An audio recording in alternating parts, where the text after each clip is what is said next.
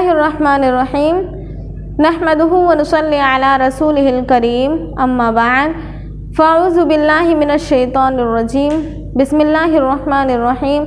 आज हम अरबी अव्वल की किताब तमरीनुन नहू पढ़ेंगे इंशाअल्लाहु ताला। तो देखिए तमरीनुन नहू में हम क्या पढ़ रहे थे, अज्ज़ाए जुमला यानी जुमले के जुज़। तमरीनुन नहू में हम क्या पढ़ रहे थे, अज्ज़ाए जुमला यानी जुमले के जुज़, जुमले के अज्ज़ा। तो देखिए हर एक कलमा जो है जुमले का जुज़ हुआ करता है। हमने सबसे पहले क्या देखे, जुमले मुफीदा या कलाम। जुमले मुफीदा या कलाम हमने देखे थे, यानी जुमले मुफीदा जो है जिस जुमले को सुनकर हमें पूरा फ़ायदा हो, हमें उससे कोई ख़बर मालूम हो, कोई हमें उससे कुछ ख़बर हमें मालूम हो, और क्या है उसमें वो जुमला जो है हमें सुनकर हम खामोश हो जाएं।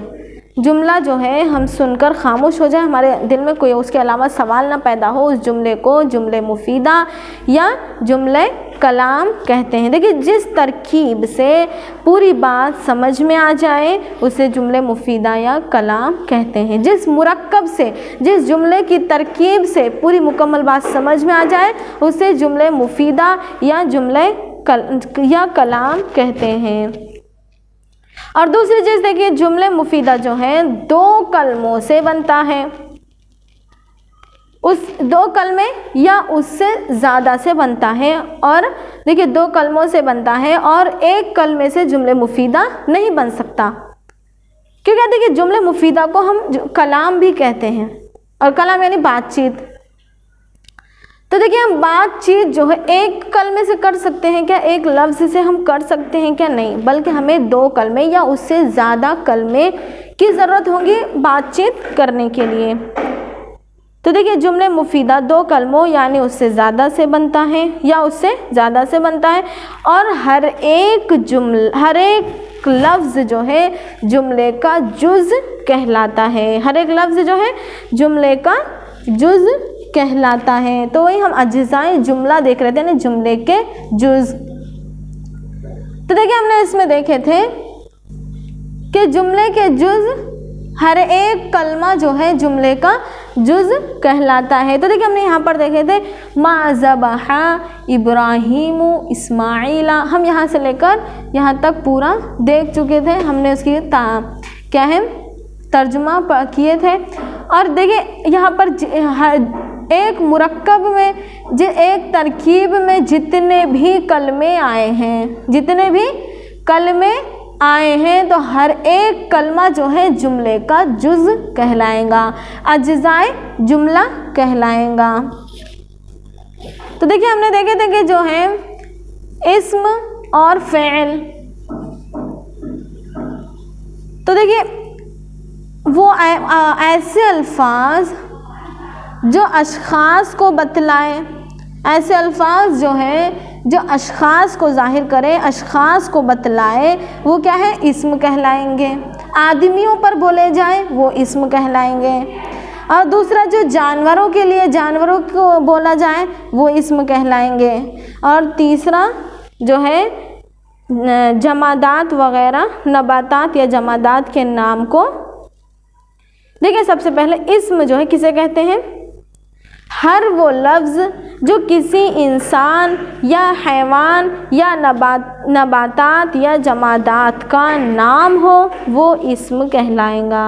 उसके अलावा जूउन भूख, आतशुन प्यास, नूरुन रोशनी, कौलुन कहना, अकलुन खाना, वाइजुन नसीहत, जो इस तरह के नाम हो इस्म कहलाता है। देखिए असल में जो है आताशा यानी उसने पिया, आताशा उसने पिया, ये जो फ़ेल है, लेकिन उसका मज़दर ये क्या है, आतशुन यानी पीना, प्यास। जूअ जाअ यानी भूखा हुआ, या जूअ वो भूखा होता है या भूखा होगा, जूअन भूख जो है ये इस्म कहलाएगा। क़ाला कहना, क़ाला उसने कहा, यक़ूलु वो कहता है या वो कहेगा, क़ौलुन कहना जो है ये क्या है इस्म कहलाएगा। अकला उसने खाया, याकुलु वो खाता है या खाएगा, अक्लुन खाना ये इस्म कहलाएगा। वाअज़ा यानी उसने नसीहत की, वाअज़ुन नसीहत ये भी इस्म कहलाएगा। देखिए इस्म की तारीफ़ हमने क्या देखे कि हर वो लफ्ज़ जो किसी इंसान या हैवान या नबात या जमाद या किसी दूसरी चीज़ मसलन दूसरी चीज़ का नाम हो, इस्म कहलाता है। और देखिए दूसरी चीज़ हमने इस्म की तारीफ़ तो देखे, अब यहाँ पर देखेंगे किसी ख़ास ज़माना या किसी ख़ास वक्त किसी ख़ास फ़ेल यानी काम के होने को बतलाते हैं तो वो क्या है, फ़ेल कहलाएंगे। वो सब क्या है, फ़ेल कहलाएंगे। देखिए इसलिए हर उस लफ्ज़ को फ़ेल कहेंगे जो किसी ख़ास ज़माने में किसी ख़ास काम के होने को बताए। देखिए हमने जो ऊपर अफ़आल देखे कौन कौन से थे, ज़बहा उसने ज़ुबह किया, क़तला उसने क़त्ल किया, यहरुसु वो हिफाजत करता है या वो हिफाजत करेगा, अकला उसने खाया, नामा वो सोया। तो ये सब क्या है, ये सब क्या है, फ़ेल कहलाएंगे, क्योंकि हर उस लफ्ज़ को फ़ेल कहेंगे जो किसी ख़ास ज़माने में किसी ख़ास काम के होने को बताए, जो किसी ख़ास ज़माने में किसी ख़ास काम के होने को बताए, वो सब क्या है, फ़ेल कहलाएंगे। अब देखिए एक बार और ऊपर की मिसालों पर नज़र डालो और मा, अला, बी, फ़ी और ली कलमों को जुमलों से अलग करके समझना चाहो और लाम ली जो है कलमों को जुमलों से अलग करके समझना चाहो तो तुम्हारी समझ में कुछ ना आएगा। देखिए समझिए, माँ यानी नहीं, माँ यानी नहीं, अला पर, बी के साथ, फ़ी में, ली के लिए। अगर हम इन्हें इसी तरह अलग करके समझे यानी हम इसी तरह कहें कि माँ यानी नहीं, अला पर, इस तरह अगर हम जुमलों को कहें, इस तरह हम अगर उन्हें जुमलों में से अलग करके समझना चाहे तो क्या हमारे समझ में कुछ भी नहीं आएगा, कुछ हमारे समझ में नहीं आएगा और ये अल्फाज बेमाना नज़र आएंगे, ये अल्फाज जो है बेमाना नज़र आएंगे। लेकिन जब उनको अपनी अपनी मुनासिब जगहों में रख दो तो तुम्हें ये ख़ास मानी बताएंगे जो उनके बग़ैर तुमको कभी मालूम नहीं हो सकता। मसलन फ़ी को मिसाल नंबर 12 में देखो, अगर लफ्ज़ फ़ी इन दोनों कलमों के साथ ना हो तो बेकार होगा, लेकिन अपनी मुनासिब जगह पर रखने से ये मालूम हुआ कि कुएं में पानी है। इसी तरह हर एक कलमे को समझ लो, उन कलमों को हुरूफ कहते हैं। देखिए यहाँ पर जो है अलमाउ फिल बिरी यानी कुएं में पानी है, पानी कुएं में है, कुएं में जो है पानी है।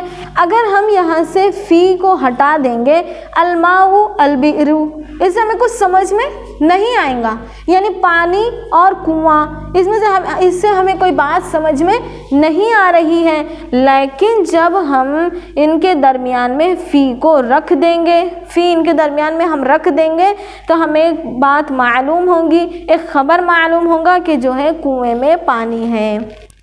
तो ये जो हुरूफ होते हैं ये भी बहुत ही बामाना है, यानी इनके बग़ैर हम जुमले को समझ नहीं सकते। इन कलमों के अगर देखिए इन दोनों कलमों के साथ फ़ी ना हो, अलमाउ अलबीरू दो कलमों के साथ अगर फ़ी ना हो तो ये कलमे जो हैं बेकार हैं। लेकिन यहाँ पर फ़ी रखने से हमें ये मालूम हुआ कि कुएं में पानी है। देखिए ये जो कलमे हैं फ़ी यानी में, नजहत तिफलु फिल इम्तिहान यानी बच्चा इम्तिहान में कामयाब हुआ, यहाँ पर फ़ी यानी में। राइतु कौकबन फिस समाई, यहाँ पर भी फ़ी यानी में। याकुलु शैतानु बिश्शिमाल, बी ये हर्फ है, माँ ये भी क्या है, हर्फ है। तो ये सब जो है हर्फ है यानी फ़ी में।